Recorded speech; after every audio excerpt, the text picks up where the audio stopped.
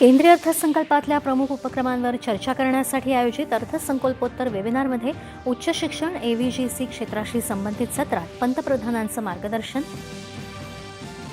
नव्या शैक्षणिक धोरणाचा पाया वापरून अभ्यासक्रम कृत्रिम बुद्धिमत्ता, ऑटोमेशन आणि डिजिटल अर्थव्यवस्थेशी जोडण्याचं पंतप्रधानांचं आवाहन, केअर गिव्हर्स, टेलिमेडिसिन या संकल्पनांचं वाढतं महत्त्व केलं अधोरेखित. संसदेच्या अर्थसंकल्पीय अधिवेशनाच्या दुसऱ्या टप्प्याच्या कामकाजाला सुरुवात. पश्चिम आशियातल्या स्थितीबाबत परराष्ट्र मंत्र्यांचं संसदेच्या दोन्ही सभागृहात निवेदन.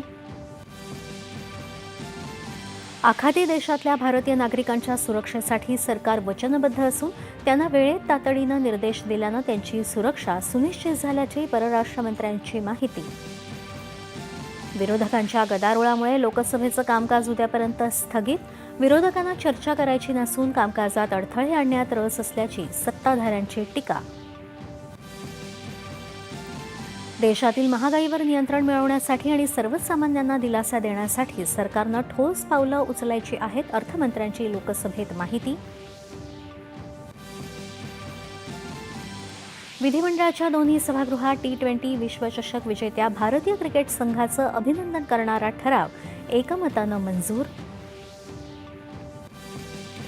राज्य महिला आयोगात समुपदेशकांची 70 पदं भरण्यात येणार असून सायबर गुन्ह्यांसाठी स्वतंत्र पोर्टल सुरू करण्यात येत असल्याची राज्यमंत्री मेघना बोर्डीकर यांची विधानसभेत माहिती. भांडवली बाजाराच्या माध्यमातून महापालिकांनी निधी उभा करून लोकोपयोगी कामं केली पाहिजेत, मुख्यमंत्र्यांचं आवाहन.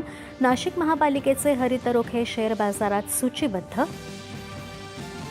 आणि पश्चिम आशियातल्या संघर्षाच्या 10व्या दिवशी मुंबई शेअर बाजारात मोठी पडझड.